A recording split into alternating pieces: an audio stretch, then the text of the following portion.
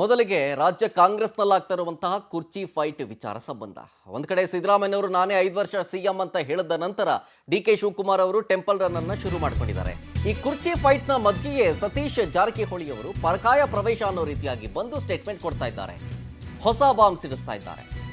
ಅವ್ರು ಹೇಳ್ತಾ ಇರೋದೇನು, ಹೋದಲ್ಲಿ ಬಂದಲ್ಲಿ ಮುಂದಿನ ಸಿಎಂ ಅಂತ ಕೂಗ್ತಾರೆ. ಅದಕ್ಕೆಲ್ಲ ಗುರುಬಲ ತಾರಾಬಲ, ಶನಿ ಆ ಕಡೆಯಿಂದ ಈ ಕಡೆ ಹೋಗಬೇಕು. ಹೀಗಂತ ಹುಬ್ಳಿಲಿ ಪಿಡಬ್ಲ್ಯೂಡಿ ಸಚಿವ ಸತೀಶ್ ಜಾರಕಿಹೊಳಿ ಅವರು ಹೇಳಿಕೆಯನ್ನು ಕೊಟ್ಟಿದ್ದಾರೆ. ಕೆಪಿಸಿಸಿ ಅಧ್ಯಕ್ಷ ಆಗೋದಕ್ಕೆ ಬಹಳಷ್ಟು ಜನ ತಯಾರಾಗಿದ್ದಾರೆ. ಜೊತೆಗೆ ಸಿಎಂ ಆಗಬೇಕು ಅಂತಂತಂದ್ರೆ ಗುರುಬಲ ಬೇಕು, ತಾರಾಬಲ ಕುಡಿ ಬರಬೇಕು, ಶನಿ ಆ ಕಡೆಯಿಂದ ಈ ಕಡೆ ಹೋಗಬೇಕು. ಹೀಗಂತ ಮಾರ್ಮಿಕವಾಗಿ ಸತೀಶ್ ಜಾರಕಿಹೊಳಿ ಅವರು ಪ್ರಸ್ತುತ ಕುರ್ಚಿ ಜಟಾಪಟಿ ಅಥವಾ ಫೈಟ್ ವಿಚಾರಕ್ಕೆ ಸಂಬಂಧಪಟ್ಟಂತೆ ಸ್ಟೇಟ್ಮೆಂಟ್ ಕೊಟ್ಟರು. ಕೊಡ್ಬೇಕು ಎಲ್ಲ ಕಡೆ ಹೋಗ್ತಾರೆ, ಏನು ಮಾಡೋದು? ಅದಕ್ಕೆ ಹೋಗೋದ್ರಿಂದ ಆಗೋಲ್ಲ ಇದೇ ಅದು ಏನೇ ಮಾಡೋಕ್ಕಲ್ಲ, ಕೂಗಿರ ಆಗೋಲ್ಲ. ಶಾಸಕರು ಒಪ್ಪಬೇಕು, ಹೈಕಮಾಂಡ್ ಒಪ್ಪಬೇಕು.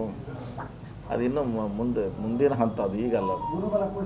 ಗುರುಬಲ ಕೂಡಬೇಕು, ತಾರಾಬಲ ಕೂಡಬೇಕು, ಶುಕ್ರ ಶನಿ ಆ ಕಡೆಯಿಂದ ಈ ಕಡೆ ಓಡಾಡಬೇಕು, ಅವೆಲ್ಲ ಇದಾವಲ್ಲ.